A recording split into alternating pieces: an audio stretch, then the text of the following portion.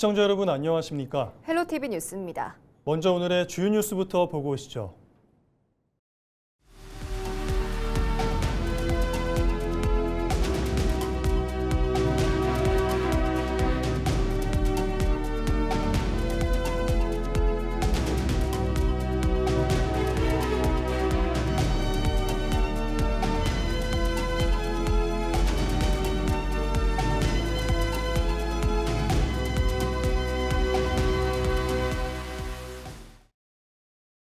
제13대 목포시의회가 전반기 원구성을 모두 마무리했습니다.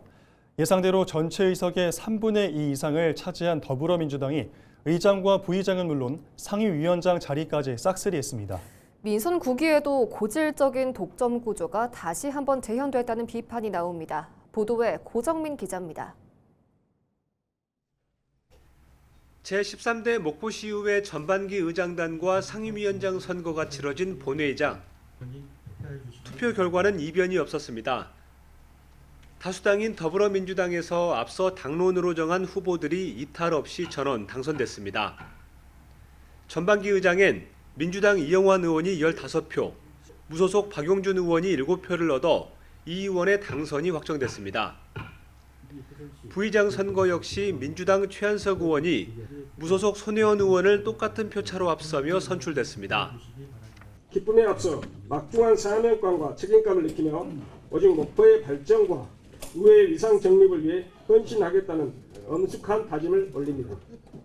의회의 실질적인 운영을 맡을 상임위원장 자리 4석도 사정은 마찬가지입니다. 의회 운영위원장엔 정재은 의원이 기획복지위원장과 관광경제위원장, 도시경제위원장엔 각각 박수경과 박효상, 최현석 의원이 확정됐습니다. 의장단부터 상임위원장까지 6석을 모두 민주당이 독점한 겁니다. 전체 22석 가운데 민주당 소속 의원은 모두 15명. 민주당의 수적 우위가 만들어낸 결과에 정의당과 진보당, 조국혁신당과 무소속을 비롯한 비민주계열 의원 7명은 즉각 반발했습니다. 이들은 원구성에 앞서 민주당이 소수파와의 대화나 협치를 거부하고 독단적으로 자리를 나눠 가졌다며 일당 독주를 강력히 비판해왔습니다. 시민을 대변해야 할 의회가 시작부터 견제와 균형이라는 본연의 기능을 잃었다는 겁니다.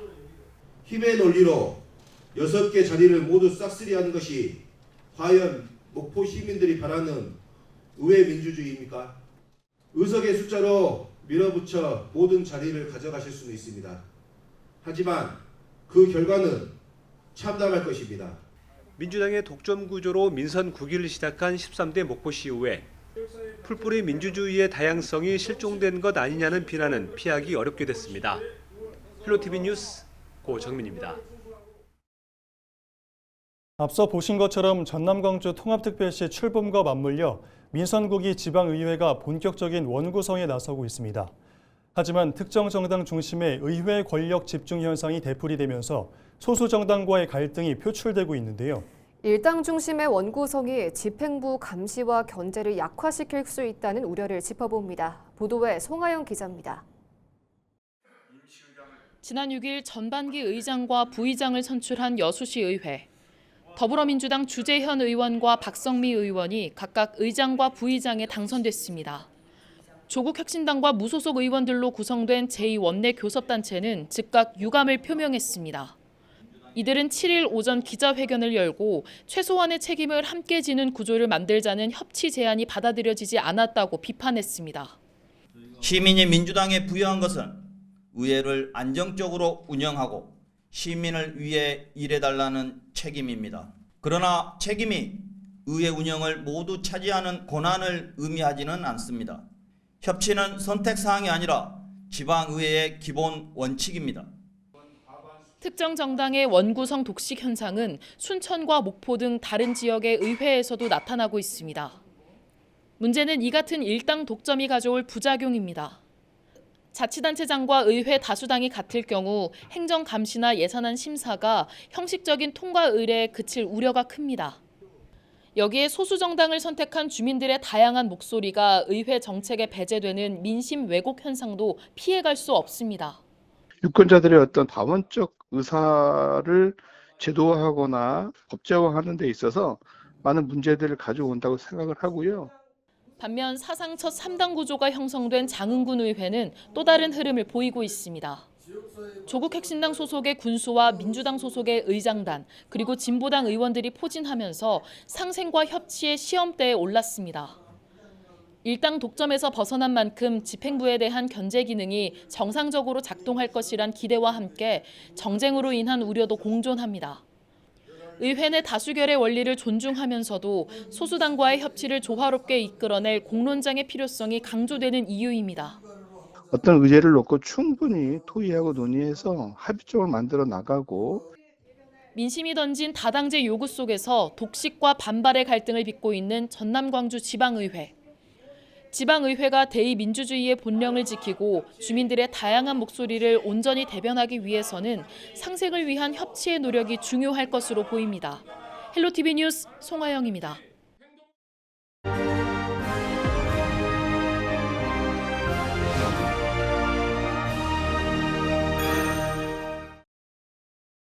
대한민국 최초 광역자치단체 통합 모델인 전남 광주 통합특별시가 출범했습니다. 국토균형 발전을 위해 수도권에 대응할 광역자치단체가 첫 발을 내디딘 건데요. 정부는 통합의 대가로 전남 광주에 대대적인 투자를 약속했습니다. 지원금의 실체는 무엇인지, 또 앞으로 어떻게 쓰이게 되는지 성정환 기자가 살펴봤습니다. 정부가 약속한 전남 광주 통합특별시 지원금은 4년 동안 최대 20조 원입니다. 이재명 대통령과 민영배 시장은 이 가운데 많게는 전액을 반도체 산업 기반 조성에 투입할 수 있다고 밝혔습니다. 정부 구상에 맞춰 삼성전자와 SK하이닉스는 최근 800조 원 규모의 반도체 시설을 광주 군공항 부지에 조성하겠다고 발표했습니다. 또 삼성전자는 17조 원을 해남 솔라시도 국가 컴퓨팅 센터와 데이터 센터 구축에 투입할 예정입니다. 정부 지원금에는 기업 투자를 돕기 위한 도로와 철도, 전력과 용수 등 기반시설 구축에 필요한 비용이 포함됩니다. 또 공공기관 이전, 각종 국비사업 등 다양한 형태의 지원이 담길 것으로 보입니다. 때문에 실제로 특별시가 자유롭게 사용할 수 있는 재원은 20조 원보다 적을 수 있다는 분석이 나옵니다. 당분간 주력으로 제가 직접 제대로 해야 될 게 두 가지입니다. 하나는 반도체고요. 그게 실질적인 투자로 이어져서 그게 저는 대통령 임기 내에, 제 임기 내에 뭔가 성과가 나와야 된다고 봐요. 칩을 하나 들고 흔들든지 HBM을 들고 하나 흔들든지 하여튼. 정부와 특별시의 방향은 일치하지만 아직 풀어야 할 과제도 적지 않습니다. 가장 큰 문제는 이 재원을 광주와 전남 각 지역에 어떤 기준으로 배분할지 아직 구체적인 원칙이나 조례가 마련되지 않았다는 점입니다. 또 반도체 산업에 집중 투자할 경우 다른 지역 개발 사업이나 복지 예산과의 우선순위를 어떻게 조정할지도 앞으로 논의가 필요한 부분입니다. 전문가들은 결국 지원금 규모보다 중요한 것은 얼마나 효율적으로 투자하고 그 성과를 어떻게 지역 전체로 확산시킬지 방법을 고민해야 한다고 지적합니다. 전남의 22개 시군이 골고루 균형 발전의 의미가 아니라 오히려 광주로 더 쏠려버리는 이러한 악영향을 미칠 수밖에 없기 때문에 이 부분을 우리 전남광주 통합특별시장인 민영배 시장께서는 이 부분에 대한 대안을 반드시 마련해야 된다. 정부의 20조 원 지원 약속이 실제 지역 성장으로 이어질지 이제는 지원 규모보다 활용 방식이 성패를 가를 핵심 과제로 떠오르고 있습니다. 헬로티비 뉴스 성정환입니다. 민영배 전남광주 통합특별시장이 정부가 호남권 반도체 집적단지 부지로 광주 군공항을 확정한 데 대해 환영의 뜻을 밝혔습니다. 민 시장은 6일 광주청사에서 기자회견을 열고 광주 군공항이 250만 평 규모의 평탄화된 부지와 우수한 교통 물류 여건을 갖춘 최적의 입지라며 신속한 사업 추진을 약속했습니다. 전남 광주 통합특별시는 반도체 지원 조례를 1호 조례로 지정하고 반도체 전략위원회와 군공항 반도체 산단 실무지원단을 구성해 대응 체계를 마련했습니다. 민 시장은 전력과 용수, 교통망과 정주 여건 등을 함께 구축해 정부의 추진 속도에 맞춰 사업을 지원하겠다고 밝혔습니다. 정부는 관계부처 협의를 거쳐 후보지 선정 절차를 마무리한 뒤 산업단지 개발을 위한 후속 절차에 착수할 계획입니다. 정부의 광주 반도체 산단 조성 발표에 대해 무안군이 환영하면서도 선결 조건에 대한 이행을 촉구했습니다. 무안군은 7일 입장문을 통해 반도체 산업은 대한민국 미래 경쟁력을 좌우하는 핵심 전략 산업이며 수도권에 집중된 첨단 산업 기반을 분산하는 의미 있는 계획이라고 밝혔습니다. 특히 광주 군공항 부지를 중심으로 반도체 산업 생태계가 조성되면 서남권의 산업 경쟁력을 높이고 양질의 일자리 창출과 지역 경제 활성화에 크게 기여할 것으로 전망했습니다. 이를 위해 무안군은 그동안 일관되게 제시해온 광주 민간공항의 무안국제공항 선 이전과 전남광주특별시와 정부의 1조 원 규모 지원, 국가 차원의 획기적인 인센티브 제공 등 3대 요구 조건에 대한 구체적인 이행 방안이 조속히 가시화되기를 기대했습니다. 더불어민주당 정경선 전남광주 통합특별시 의원이 국립의대 분리배치 절충안에 대해 강하게 반발하며 즉각적인 재검토를 촉구하고 나섰습니다. 전 의원은 7일 자신의 사회관계망 서비스를 통해 최근 전남광주 통합특별시 인수위원회가 의과대학은 목포대, 대학병원은 순천대의 분리배치를 제안한 것은 서남권이 35년 동안 쌓아온 역사적 권리를 절반만 복원하는 데 그치는 방안이라고 비난했습니다. 그러면서 해당 제안은 겉으로는 의대 본원을 목포에 두는 것처럼 보이지만 목포대 의대 유치의 취지를 훼손한 것이라며 의대 유치는 단순한 시설 유치가 아닌 서남권 주민의 생명권을 회복하기 위한 문제라고 강조했습니다. 원래 하나였던 목포의 권리가 통합이라는 정치적 셈법 속에서 둘로 나눌 수 있는 물건처럼 취급하는 건 갈등을 봉합하기는커녕 없던 갈등마저 키우고 있다고 주장했습니다.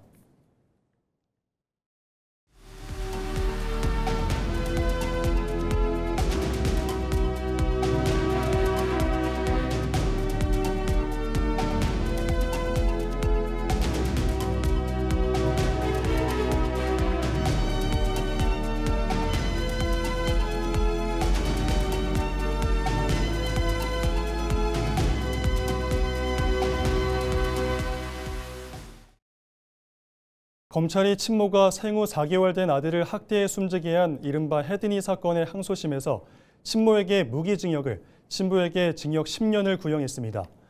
광주고법 형사 2부는 7일 아동학대 범죄 처벌 등에 관한 특례법 위반 혐의로 기소된 친모 A씨와 친부 B씨에 대한 항소심 첫 재판을 열었습니다.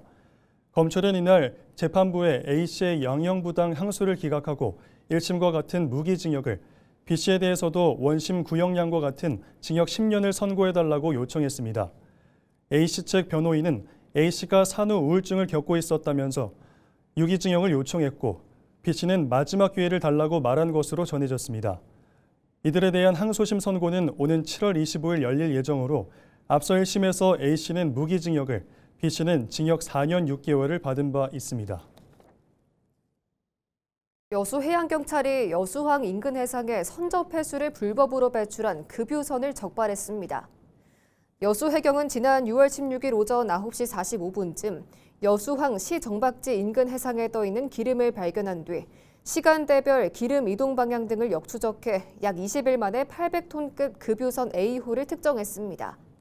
해경 조사 결과 A호는 사고 당일 여수항 정박지 인근 해상에서 운항하던 중 기관실 내 중질성 선적 폐수를 불법 배관을 통해 해상으로 유출한 것으로 밝혀졌으며 이후 별도 신고나 방제 조치를 하지 않은 채 부산항으로 떠난 것으로 파악됐습니다. 해양환경관리법에 따라 바다에 기름을 배출하고 신고 없이 도주하는 행위는 5년 이하 징역 또는 5천만 원 이하 벌금이 부과되는 가운데 여수해경은 이번 방제 비용 전액을 행위자에게 청구할 방침입니다. 강성휘 목포시장이 민선국이 출범과 함께 취임 초기 100일을 4년 임기의 밑그림을 그릴 수 있는 시기로 삼아 발전 동력을 모색하기로 했습니다. 강 시장은 취임 초기 100일을 골든타임으로 정하고 이른바 목포 대전환 100일 프로젝트를 통해 민생혁신과 미래성장 기반 구축, 행정혁신 등 3개 분야에 걸쳐 10대 과제를 집중 실행하기로 했습니다. 민생 분야에서는 공영주차장 확보와 청년 지원 등 체감형 정책을 서두르고 시장 주도의 국비 확보를 통해 이른바 생활인구 100만 해양허브 도시를 구축하는 데 행정력을 집중하기로 했습니다. 국민과 적극적인 소통을 약속했던 김태성 신안군수가 타운홀 미팅을 통해 현장의 목소리를 청취하기로 했습니다. 김 군수는 8일 낮 2시부터 신안군청 공연장에서 주민들과 함께 지역의 다양한 의지를 놓고 토론을 진행할 계획입니다. 김 군수는 앞서 매주 수요일마다 타운홀 미팅을 약속하고 현장에서 함께 답을 찾는 소통 창구로 활용하겠다고 강조했습니다. 고흥군이 민선 8기와 차별화된 성과 창출을 목표로 민선국이 행정혁신 5대 분야 10개 과제를 본격 추진합니다. 고흥군은 조직문화와 보건복지, 재무회계 등 5개 분야 10개 실행과제를 구성하고 부서별 세부 실행 계획에 따라 단계적으로 실시할 방침입니다. 구체적으로는 보건복지 분야에서 공공데이터를 활용한 위기가구 조기경보 체계 구축, 국민안전 분야에서 건설공사 현장 단계별 이행 실태 상시 점검 등이 있습니다. 전남 광주 통합특별시가 기본형 공익직불금을 신청한 농업인에게 감액 없이 직불금을 받을 수 있도록 16개 준수사항 이행을 당부했습니다. 올해 공익직불금 신청은 전남 21만 2천 건과 광주 9천 건 등 모두 22만 1천여 건이 접수됐습니다. 지급 대상자는 오는 31일까지 농업이지에서 등록 정보를 확인하고 의무교육 이수와 농업경영체 정보 변경 등록 등 준수사항을 이행해야 합니다. 준수사항을 위반하면 항목별로 기본형 공익직불금 총액의 10%가 감액되며 올해는 농지 형상, 기능 유지에 대한 점검도 강화됩니다. 전남 광주 통합특별시는 준수사항 이행 여부를 확인한 뒤 올해 연말 공익직불금을 지급할 예정입니다. 고흥군이 사천시와 함께 오는 7월 15일 우주항공 복합도시 특별법 제정 토론회를 개최합니다. 문금주 서천호 국회의원이 공동 주최하고 전남 광주 통합특별시와 경남도 등이 함께 주관하는 이번 토론회는 우주항공 산업의 성공적인 육성과 영호남 상생 발전을 위한 제도적 기반인 우주항공 복합도시 특별법 제정 필요성을 알리기 위해 마련됐습니다. 고흥군은 이번 토론회가 특별법 제정 필요성에 대한 사회적 관심을 높이고 국회 차원 논의에도 힘을 보탤 수 있을 것으로 기대했습니다.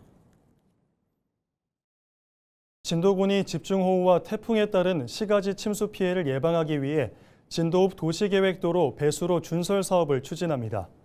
진도군은 빗물바지 1,308곳과 지하배수로 3곳을 대상으로 정비 작업을 진행하고 있다며 현재 1차 작업을 마쳤다고 설명했습니다. 또 집중호우와 태풍 이후 추가 준설을 실시해 배수 기능을 유지하고 침수 피해 예방에 힘쓸 방침입니다. 장흥군이 농림축산식품부가 주관한 2027년 일반 농산어촌 개발사업 공모에서 관산읍 농촌 중심지 활성화 사업 대상지로 선정됐습니다.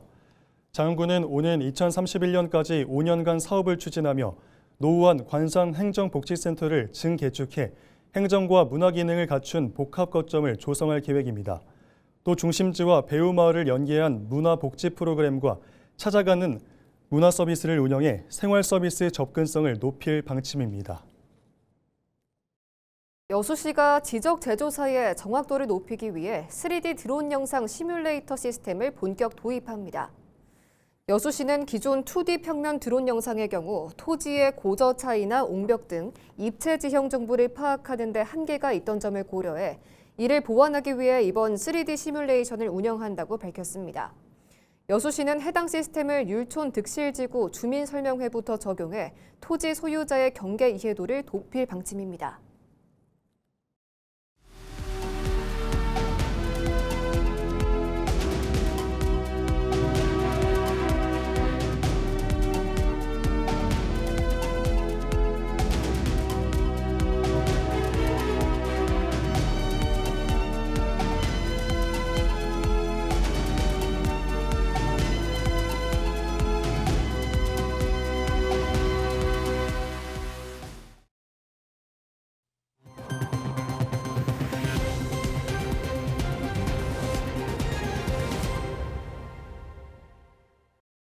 이상으로 뉴스를 마칩니다. 시청해주신 여러분 고맙습니다.